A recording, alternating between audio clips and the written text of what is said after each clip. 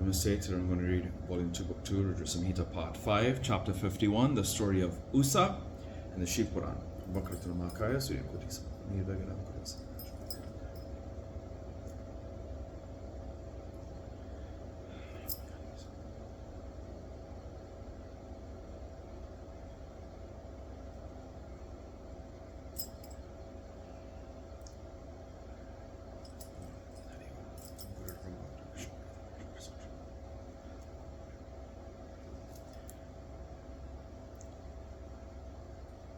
That's it. Vyasa said, O omniscient Sanat Kumara, a wonderfully excellent story has been narrated with love and blessing by you. It is full of Shiva's benediction. I wish to know more of the story of the moon-crested Lord, wherein he gave the Asura Bana the position of the chieftain of his gunners. Sanat Kumara said, O Vyasa, listen with reverence to the story of Shiva, the great Atman, wherein it is explained how he bestowed the chiefmanship of his gunners on the Asura Bana. Here is the good story of Shiva, the great Lord. Here too is the story of Shiva's fight with Krishna when the former blessed Bana. Listen from me the most befitting and the highly miraculous legend of the sports of Shiva. It is pleasing to the mind and to the ears. Marichi, the sage of great intellect, was the mentally created eldest son of Brahma. He was a Prajapati too. His son Kashyapa was a noble soul. He was the most excellent of all sages. He made the creation flourish well. He was devoted to his father and to Brahma. Vyasa, 13 daughters of Daksha, were his wives. They were a good conduct and very faithful to their husband, the sage Kashyapa. The eldest of the wives was Diti. The Dechas were his sons. The Dechas were her sons. The gods and others, including the mobile and immobile beings, were born to others. The eldest, Diti, had the heroic sons, Hiranyakshipu, the elder, and Hiranyaksha, the younger. Hiranyakshipu had 4 sons. They were in order Hrada, Anuhrada, Samhrada, and Prahalada. Prahalada was a great devotee of Vishnu. He had full control of his sense organs. The Dechas were unable to destroy him. His sons, Virochana, was the most excellent of donors. He gave even his head to Indra, who requested for the same in the guise of a Brahmin. His son was Bali, who was a favorite of Shiva and a liberal donor. The earth was given by him to Vishnu, who assumed the form of a dwarf. His son Bana became a devotee of Shiva. He was highly respected and intelligent. He was truthful and a liberal donor, making thousands of charitable gifts. Staying in the Sunita town, he ruled over the 3 worlds after defeating several rulers forcefully. As a result of the grace of Shiva, the gods became the virtual servants of Bana, the devotee of Shiva. They were distressed by his enmity, although he practiced high virtues in accompaniment of the instrumental music played by his 1,000 arms. By means of the Tandava dance, he appropriated Shiva. Shiva, favorably disposed to his devotees, was highly delighted and satisfied by his dance, and he glanced at him with sympathetic eyes. The Lord of the worlds, worthy of being sought refuge in, the bestower of the desires of the devotees, asked the great demon, the son of Bali, to choose a boon he liked. Shiva said, the great Decha, Bana, son of Bali, the foremost among the devotees and highly intelligent, bowed to Lord Shiva with devotion and eulogized him. The Asura Bana said, O great God, Lord of the gods, favorably disposed to those who seek refuge in you, O great Shiva, if you are pleased with me, be my guardian forever. Be present with me as the Lord of my city, along with your sons and gunners. O Lord, be delightful to me in every respect. Sanat Kumara said, Bana, son of Bali, deluded by Shiva's deception, did not request anything else from Lord Shiva, who would have bestowed even salvation if asked, though he is hard to please. Shiva, who is favorably disposed to his devotees, granted boons to him and stayed there lovingly along with his sons and his gunners. Once Shiva performed divine sports in Sunita, the beautiful city of Bana, in the company of the gods and asuras on the banks of a river. The Gandharvas and the celestial damsels danced and laughed. The sages performed japas, bowed to, worshipped and eulogized him. The pramatas jumped and shouted. The sages performed sacrifices. The groups of siddhas came and saw the divine sport of Shiva. Mlechas, adversaries and evil-intentioned wranglers perished. The mothers, Brahmi, etc., sat facing him. The terrifying imps perished. The worldly faults of those who had the good conception of devotion to Shiva were forgotten. The sages and the siddhas leapt and bounced on seeing the activities of the woman. The season displayed their power and nourished it. Gentle winds blew, wafting the grey pollen dust. They flocked, the flocks of birds eager after honey chirped on the trees. The cuckoo cooed sweetly in the forest and parks, generating love on the branches heavily laden with flowers. Then, being glanced at by Kama, who was not vanquished, the crested Lord Shiva, highly indulgent in sports, spoke to Nandi.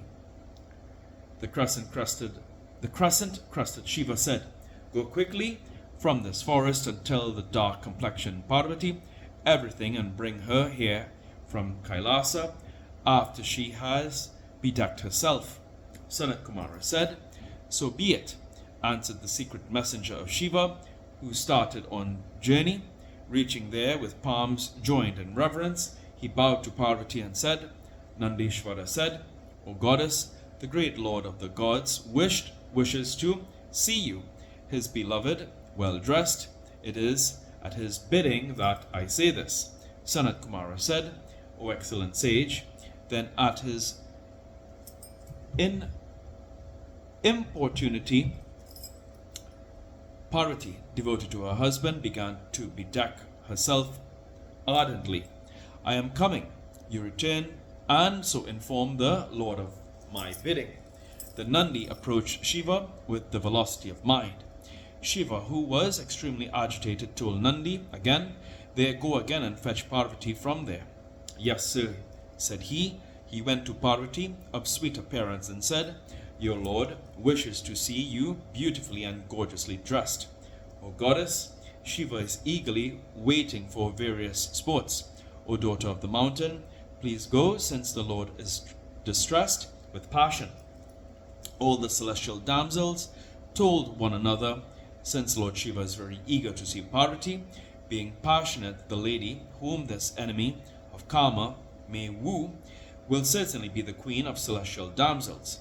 She may sport with Lord Shiva in the form of Parvati, accompanied by the gunners and Kama. Kama is indeed victorious over his foe. If any lady, say Parvati, is able to touch Shiva, let her go there unhesitatingly and fascinate him." The daughter of Kumbhanda, Chitralekha, said, "I desire to attract Shiva in the form of Parvati, just as Vishnu, by taking recourse to his yogic powers, assumed the form of enchantress Mohini. On seeing the change of form of Urvasi, Gritachi adopted the form of Kali, and Visvachi that of Chandika. Ramba assumed the form of Savitri, Menaka that of Gayatri, Sahajanya that of Jaya, and Panji Kastali that of Vijaya. The unnamed celestial damsels assumed the forms of unnamed mothers with effort by employing their art. On seeing their forms, the daughter of Kumbhanda, taking recourse to the Vaisnava and her own yoga, knew everything and emulated the same. Usa, daughter of the Asura Bana, efficient in divine yoga, assume the wonderfully auspicious and divine form of Parvati. Her feet were of excellent lustre, they shone like the great red lotus. They had all the divine characteristics, bestowing every desired object. Knowing that she wanted to indulge in love sport with Shiva, the omniscient and omnipresent Parvati spoke. Parvati said, O friend Usa, chaste and honorable lady, since you have adopted my form out of passion, so you will have the monthly course in the appropriate time in the Kartika month on the 12th day in the bright half of Vaisakha. You will undertake a fast during the night. While you are asleep in the harem, a man will come there and enjoy you. He has been made your husband by the gods. You will sport with him. This is because you have been devoted to Vishnu ever since childhood, without sinking into lethargy. She then mumbled to herself, Let it be so, and was very bashful. Then the goddess Parvati bedecked herself zealously and went to Shiva. She then sported with him. O sage, at the end of the dalliance, Lord Shiva vanished from the place, accompanied by his wife, the Ganas, and the gods. Footnotes. 318. Sunitapura was the capital of Banasura, the ruler of Tripura. Day identifies it with the town of that name on the bank of the river Kidara Ganga. Avasti identifies it with Bhanaghara in the Dinajapura district of East Bengal.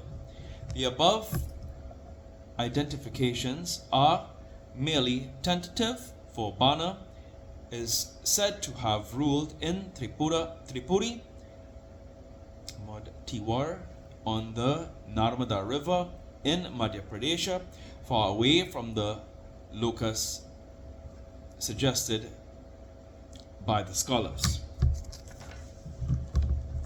319. Mlechas were wild, ferocious tribes whose acts of violence caused vast devastations and destructions, struck terror in the social life of the country. They are said to have been repulsed and destroyed by Lord Shiva. Matris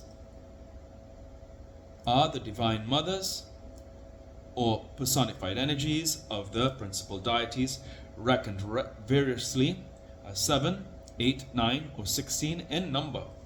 They are closely connected with the worship of Shiva and are described as attendants on his son, Kartikeya, to whom at first only 7 Matris were assigned. 321. The printed editions read Kusmanda for Kumbhanda. In fact, Chetralekha, companion of Usa, was the daughter of Kumbhanda, a reputed minister of Bana.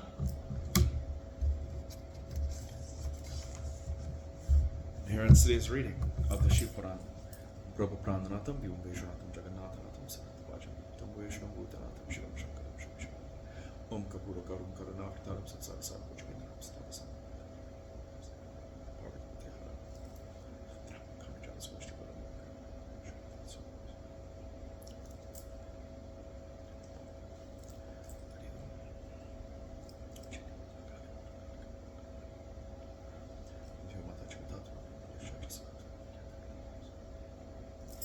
Tat Sat.